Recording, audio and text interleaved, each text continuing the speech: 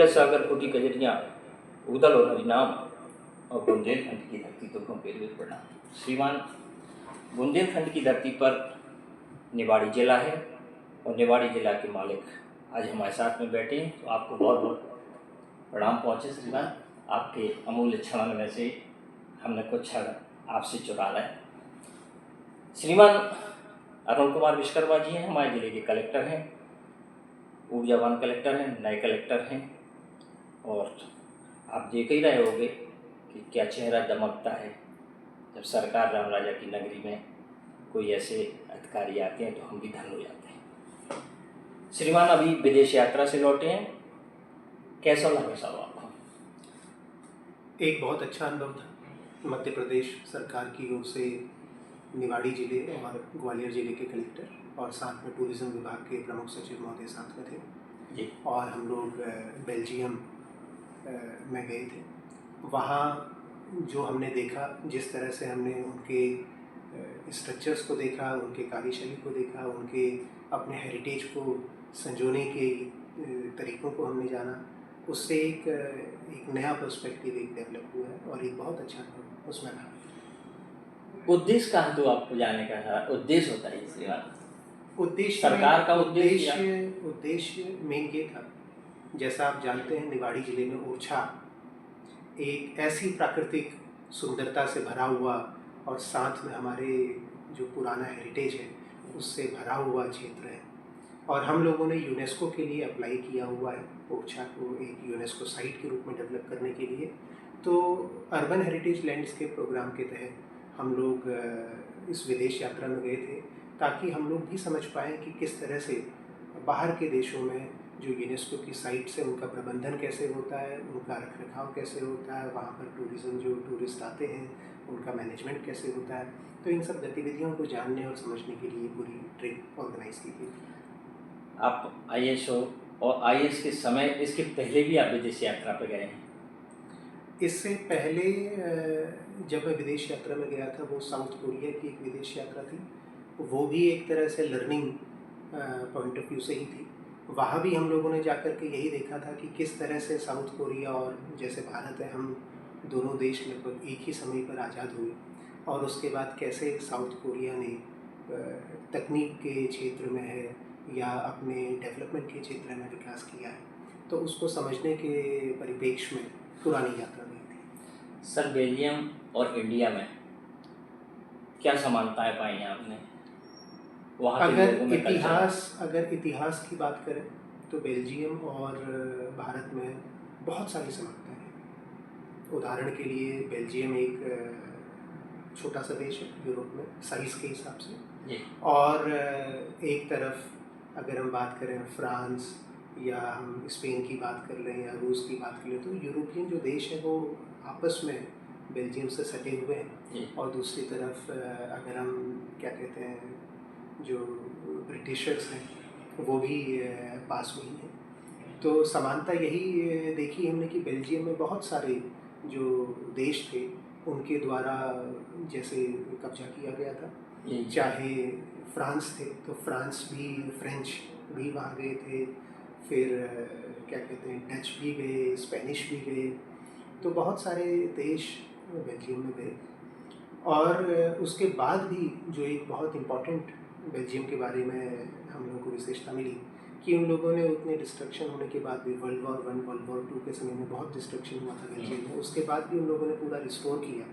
ये अपने आप में एक बहुत बड़ी बात है। यूनेस्को में ओरछा जोड़ दिया है सर, और आपने भी वहाँ जाके अपनी बात रखी होगी कि आप वहाँ हैं, उस अनुभव को थोड़ा सा यूनेस्को के जो प्रबंधन के संबंध में हम लोगों ने बेल्जियम के एक 3 या 4 शहरों में हम गए थे। तो वहाँ जो ल्यूवन एक शहर था, वहाँ जब हम लोग गए थे तो हमने वहाँ जाकर के देखा कि किस तरह से उनके जो बहुत पुराने भवन हैं उनका रखरखाव उन्होंने कैसे किया। हम लोग बहुत आश्चर्यचकित थे जब हमने देखा कि एक ऐसी बिल्डिंग भी वहाँ थी जो लगभग 900 साल कंप्लीट करने जा रही थी और वो फंक्शनल बिल्डिंग थी, अभी भी अच्छी थी और अभी भी बेहतर कंडीशन में थी। तो हम लोग तो पहले तो भरोसा ही नहीं कर पाए कि ऐसा हो भी सकता है, क्योंकि 900 साल 900 साल पुरानी बिल्डिंग जी। और आज भी फंक्शन है। तो हमने ये पाया कि ह्यूमन एंगल उसमें बहुत ज़्यादा है। इंडिया में भी सर इतनी बिल्डिंग इतनी ईयर्स की होंगी। भारत में भी बहुत हमारे सारी, जो बड़े बड़े किले हैं जो जी। भारत में जो बहुत सारे किले हैं वो निश्चित तौर पर इतने पुराने, इससे पुराने भी हैं। जी। तो इसीलिए ये जो विज़िट थी ये इम्पोर्टेंट पर थी। वहाँ का रख रखाव देख रेख वहाँ वहाँ का रख रखाव, वहाँ को उस स्थल को मेंटेन करने का तरीका, उसको प्रमोट करने का तरीका, वो बहुत ही आश्चर्यचकित करने वाला रहा। अगर हमारा देश इस तरफ ध्यान दे तो और अच्छा भी हो सकता वर्तमान में चाहे केंद्र सरकार हो चाहे मध्य प्रदेश शासन हो, केंद्र में माननीय प्रधानमंत्री जी के नेतृत्व में पर्यटन को बढ़ावा देने के लिए बहुत सारे प्रयास किए जा रहे हैं। हर एम्बेसीज बहुत सारे अपने स्तर से प्रयास कर रहे हैं, और मध्य प्रदेश में माननीय मुख्यमंत्री जी के निर्देशन में टूरिज़्म को बढ़ावा देने के लिए अथक प्रयास किए गए हैं, जिसमें ओरछा भी शामिल है। ओरछा का क्या कहते हैं, माननीय मुख्यमंत्री जी के निर्देशन में ही टूरिज़्म को बढ़ावा देने के परिप्रेक्ष्य में यूनेस्को साइट डिक्लेयर करने के लिए प्रपोजल ऑलरेडी जा चुका है।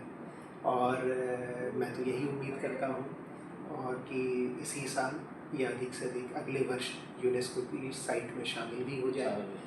तो एक अच्छा टूरिज़्म बढ़ने से क्षेत्र की इकोनॉमी भी बढ़ेगी, और हमारे यहाँ जो क्या कहते हैं आर्थिक गतिविधियाँ उसको भी निश्चित तौर पर बढ़ावा मिलेगा। अभी हाल में स्टील प्लांट हमारे यहाँ लग रहा है सर, जनता को रोजगार भी मिलेगा। कैसे कहाँ क्या?